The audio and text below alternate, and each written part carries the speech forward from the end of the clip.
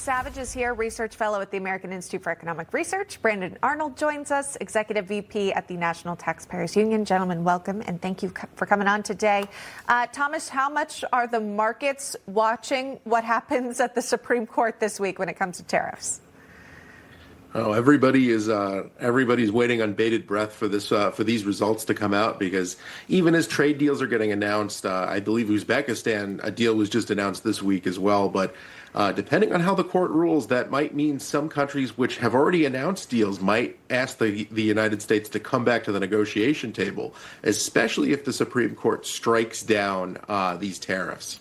Yeah, Brandon, just your thoughts on that as well. Obviously, waiting for an outcome to this, not entirely sure where it could go. But again, the tariff policies that are in effect, I don't believe it can go retro. But moving forward, negotiating with other countries, what would business look like for the United States of America moving forward? Well, I think the business community is really hopeful that the Supreme Court will strike down these tariffs. The power to tax is vested in the Congress, not in the president. That's pretty clear from the Constitution. And these tariffs have increased costs for our business community. It's one of the reasons why we see so many farmers struggling right now. It's one of the reasons why the manufacturing sector has contracted, has shrunk for 8 consecutive months right now. So the hope is that they're struck down. Of course, there are other tools that the president can use to enact tariffs, but he should not be able to do so without the involvement of the United States Congress. President Trump obviously has a differing view. He wants them in place, and he wants to announce more deals to come. We'll watch and see how SCOTUS decides. In the meantime, the government is shut down. We know this. It's happening. And now airlines are totally impacted. U.S. airlines canceling hundreds of flights due to the FAA's order to reduce traffic at the country's busiest airports. Thomas, we've been discussing the disruptions that we've already seen. United Airlines actually shared a statement, so we wanted to go on record with this.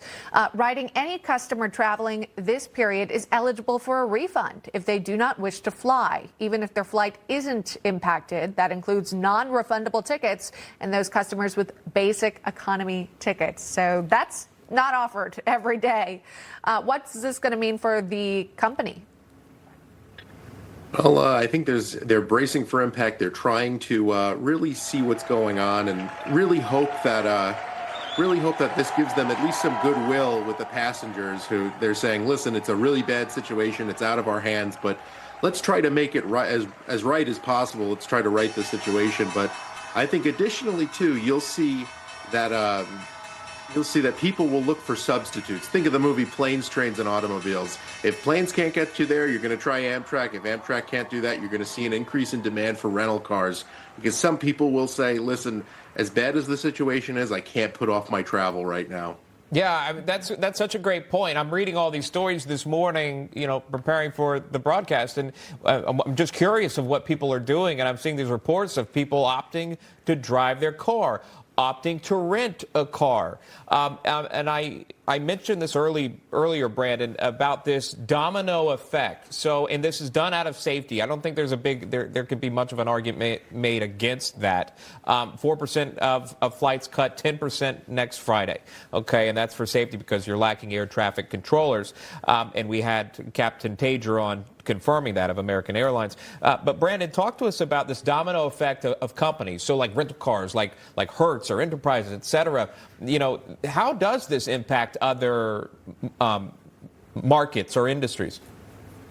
Yeah, just an enormous cascading effect here, because as I think you pointed out in your earlier interview, you see so many problems. Even if one leg of your airplane travel may be intact, you may have a second leg that is canceled. Complete disruption in our economy, complete disruption in our travel plans, hurting so many people that are making their holiday travel plans now or already have them locked in and are now in a panic mode, as we're going to see over the next few days more and more flights be canceled. Of course, that's going to put an additional strain, as you mentioned, on trains, on rental cars, on every other type of transportation. So many people right now are scrambling, trying to figure out how they're going to get to see their family for Thanksgiving and even possibly for Christmas as we get closer and closer to December. Oh my goodness.